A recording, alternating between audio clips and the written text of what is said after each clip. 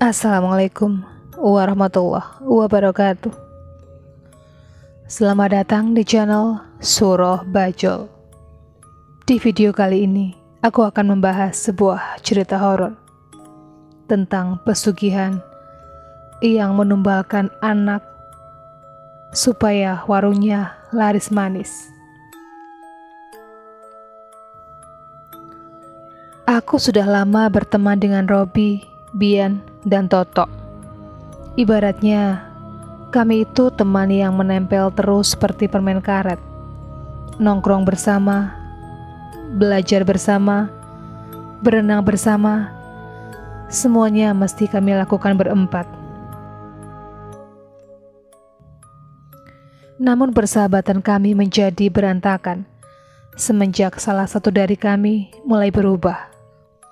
Toto tiba-tiba menjadi pendiam dan jarang bermain dengan kami lagi. Ketika kami bertanya kenapa, dia selalu menjawab kalau dia harus membantu usaha warung makan ayahnya yang sedang tidak baik. Kami berusaha mengerti keadaan Toto, namun anehnya, semenjak perubahan Toto itu, banyak hal aneh yang terjadi pada kami bertiga. Mulai dari diriku yang ditimpa kesialan berturut-turut. Mulanya Toto berkunjung ke rumahku sendirian. "Bandi, aku mau pinjem baskom. Ibuku mau masak, tapi baskomnya bocor," kata Toto waktu itu. Aku kemudian meminjamkan baskom itu ke Toto. 3 hari kemudian, dia berkunjung ke rumahku lagi untuk mengembalikan baskom yang dipinjamnya saban hari. Namun Toto mengembalikan baskom itu beserta beras di dalamnya. "Ibu mau syukuran karena warung bapak akhir-akhir ini ramai, Ben. Sekalian mau terima kasih buat baskomnya," kata Toto sambil meluncur pergi. Aku tidak curiga sama sekali dengan beras itu. Ya, apa salahnya berbagi dengan tetangga? Namun sepertinya aku salah. Pasalnya setelah menaruh beras itu di rumah, aku terus-terusan jatuh dari motor. Tepat sehari setelah Toto memberiku beras, aku mengalami kecelakaan. Waktu itu aku berangkat ke sekolah pagi-pagi sekali. Tidak ada motor maupun mobil di jalanan. Tapi motorku tiba-tiba saja terjatuh. Setirnya oleng sendiri yang menyebabkan aku juga terjatuh. Untungnya lukaku tidak terlalu parah. Hanya lecet di lutut saja. Besoknya aku jatuh lagi dari motor. Belum sembuh luka di lututku. Luka itu kini bertambah di siku dan jidatku. Meskipun tidak parah, aku masih menganggap aneh karena aku merasa mengendarai motor itu pelan-pelan. Dan yang terakhir, aku kecelakaan saat menuruni angkot. Ketika mereka tahu aku terus-terusan jatuh dari motor, mereka kemudian menyuruhku naik angkot biar aman. Namun naas, aku ditimpa kesialan lagi.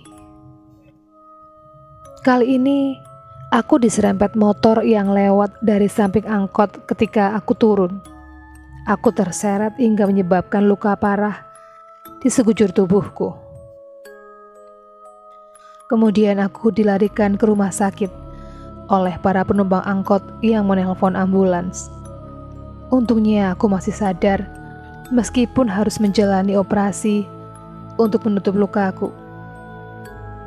Kejadian itu akhirnya membuat temanku, Robi dan Bian, menjengukku ke rumah sakit. Mereka bertanya kenapa aku kok bisa terjatuh. Kemudian aku menjawab semua yang aku alami. Aku juga menceritakan tentang keanehan yang aku alami. Dari situlah semua keganjilan ini akhirnya terungkap. Serius, Ben. Aku juga mengalami keanehan akhir-akhir ini, kata Robi. Waktu itu, Toto juga berkunjung ke rumah buat meminjam sesuatu.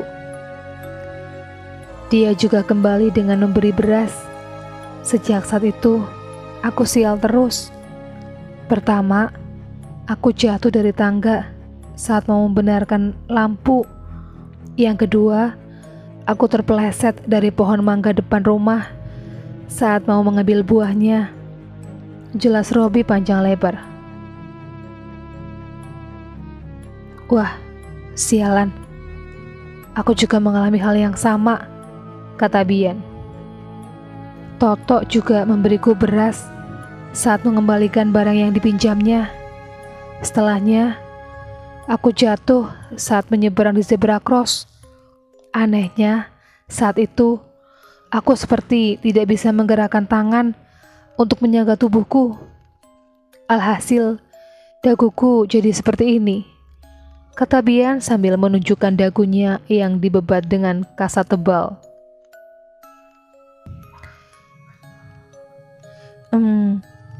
Apa yang dilakukan Toto sama kita ya?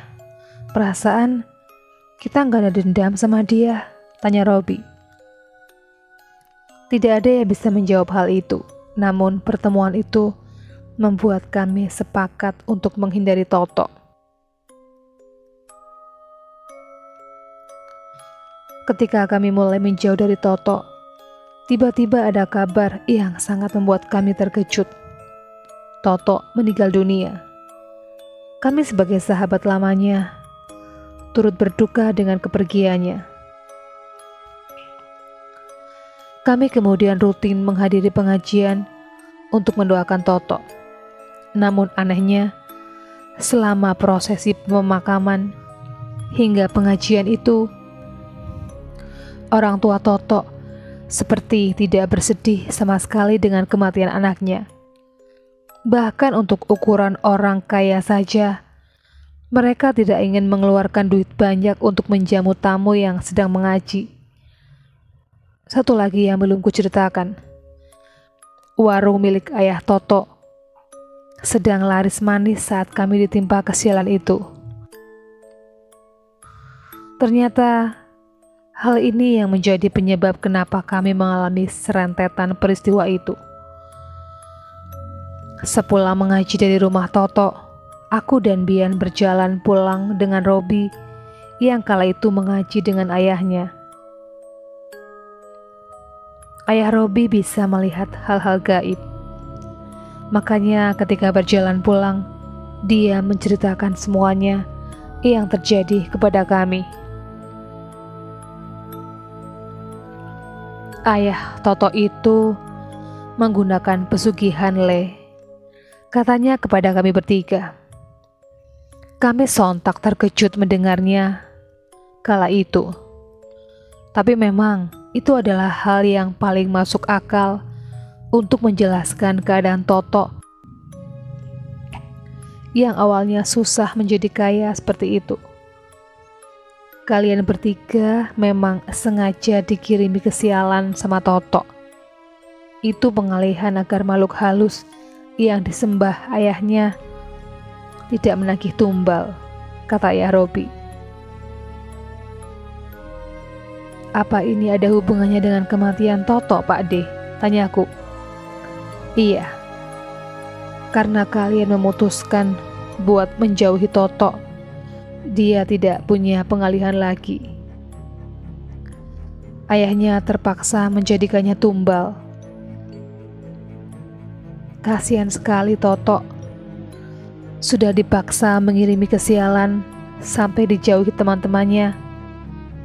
Kini dia harus meninggal karena perbuatan jahat ayahnya, kata ayah Robi. Kami sangat sedih mendengar itu semua.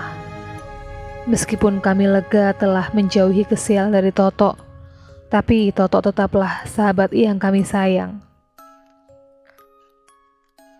Demikianlah kisah seorang laki-laki pemilik warung yang dengan tega menumbalkan anaknya sendiri. Sekian dulu video kali ini, jumpa lagi di video berikutnya. Assalamualaikum warahmatullahi wabarakatuh.